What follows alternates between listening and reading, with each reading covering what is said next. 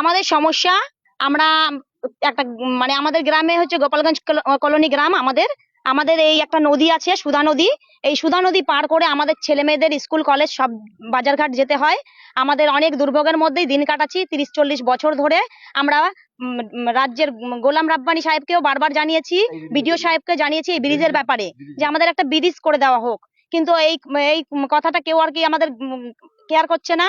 আমাদের কোন রকম পাচ্ছি না, আমরা ব্রিজের কোনো রকম মানে সুবিধা পাচ্ছি না। আমরা এই অবস্থায় আমরা এখানে আছি, যে আমাদের একটা সব গ্রামের লোকজন আজকে আছে এখানে উপস্থিত। আমরা একটা ব্রিজের জন্য আন্দোলন করছি। আর যদি আমাদের ব্রিজটা না করে দেওয়া হয়, তাহলে আমরা কিন্তু ন্যাশনাল হাইওয়ে আমরা অবরোধ করব। হ্যাঁ, আমাদের গ্রামে কোনো স্কুল কলেজ কিছুই নেই। হ্যাঁ, ঘটেছে, দুজন মারা গেছে, গত বছরই দুজন মারা গেছে এখানে। আমরা এর থেকে বৃহত্তর আন্দোলন করব। আমরা পাঞ্জিপাড়া ন্যাশনাল হাইওয়ে অবরোধ করব। আমার নাম লতা মণ্ডল বিশ্বাস, গোপালগঞ্জ কলোনি।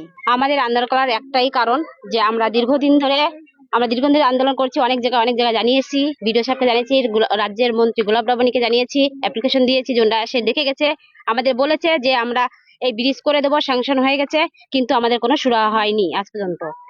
আমাদের গ্রামে বহু বাচ্চা আছে যারা স্কুলে যায়, কলেজে যায়, এখান থেকে এই রাস্তা দিয়ে যায়।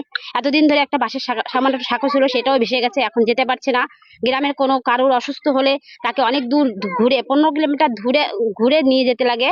আর অ্যাম্বুলেন্স যদি আসে, আমাদের নদীর ওই পারে রেখে তাকে কোলে তুলে নিয়ে যেয়ে তারপরে সেই অ্যাম্বুলেন্সে বসাতে লাগে।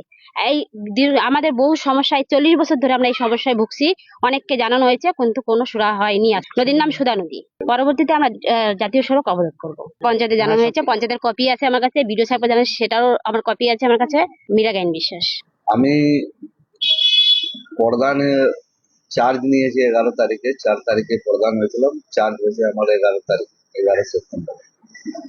প্রধান হওয়ার পর কোনো দাবি আমার কাছে আসেনি।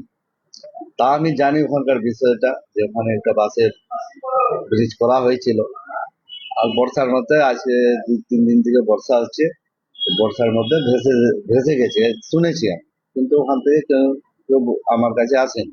তারপরে ওই ব্রিজ করার যে সমস্যা আছে, ব্রিজটা তো পঞ্চায়েত করতে পারবে না, পঞ্চায়েত সমিতিও করতে পারবে। এটা করলে বড় সড়ো অ্যামাউন্টের ম্যাটার আছে, বড় উপর থেকেই হবে। রায়গঞ্জ কনস্টিটিউন্সিতে 5-7 বছর থেকে বিজেপি এমপি আছে। ওদের বিজেপি থেকে কোনো কাজ এখানে হয়নি পাঞ্জিপাড়া থেকে।